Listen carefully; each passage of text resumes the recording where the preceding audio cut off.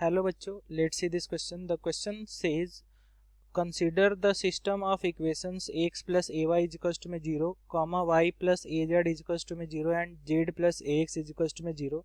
Then the set of all real values of a for which the system has a unique solution is. Guys यहाँ पर क्या है कि एक system of equations given है.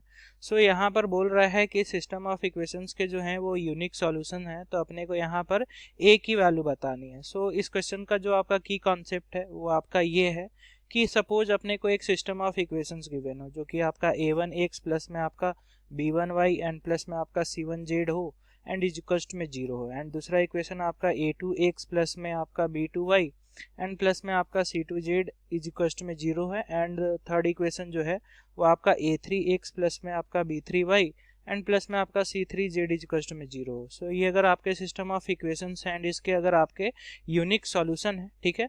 सो इसके केस में आपका डेल्टा जो होता है ना वो आपका नॉट इक्वल्स टू में 0 होता है. अब यहाँ पर डेल्टा क्या है, तो डेल्टा आपके इन इक्वेशंस के कोफिशिएंट का आपका डिटर्मिनेंट है जो कि a1 b1 c1 हो गया, एंड यहाँ पर आपका क्या है तो a2 b2 एंड c2 है, एंड यहाँ पर आपका a3 b3 एंड c3 है, ठीक है.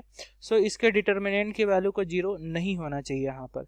सो अब इसको आगे फर्दर सॉल्व करें तो अपना इक्वेशन क्या गिवन है, यहाँ से अगर देखें तो x plus A Y is equals to में 0 है, एंड दूसरा इक्वेशन देखें तो y plus A Z is equals to में 0 है, एंड तीसरा इक्वेशन आपका क्या है so z plus A X is equals to में 0 है. अब अगर इसकी डिटर्मिनेंट की बात करें तो इसकी डिटर्मिनेंट आपकी क्या हो जाएगी, x की कोफिशिएंट आपकी 1, y की आपकी a एंड z की आपकी क्या हो गई 0, ठीक है.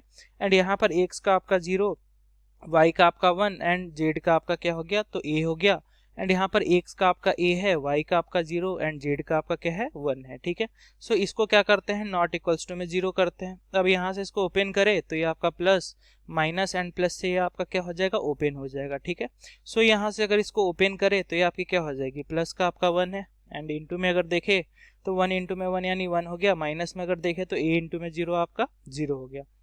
अब यहाँ से देखें तो माइनस है एंड ये प्लस का a है, सो ये आपका माइनस a हो गया, इंटू में ये कॉलम ये रो आपकी खत्म, 0 इंटू में 1 यानी 0 हो गया, एंड माइनस का a इंटू में a यानी आपका a स्क्वायर हो गया, एंड लास्ट अगर देखें सो ये आपका प्लस का 0 हो गया, एंड ये कॉलम ये रो आपकी खत्म हो गई, 0 इंटू में 0 0 एंड माइनस का आपका a हो गया, एंड इसकी वैल्यू को अपने को नॉट इक्वल्स टू में 0 करना है. अब इसको आगे फर्दर सॉल्व करें तो ये आपका 1 हो गया, माइनस है माइनस a स्क्वायर यानी आपका प्लस का a क्यूब हो गया, एंड इसकी वैल्यू आपकी 0 हो जाएगी. अब ये नॉट इक्वल्स टू में 0 करना है. सो यहाँ से अगर देखें तो a क्यूब की वैल्यू नॉट इक्वल्स टू में -1 है, यानी यहाँ से अगर देखें तो a आपका क्या मिल जाएगा नॉट इक्वल्स टू में यहाँ से -1, ठीक है.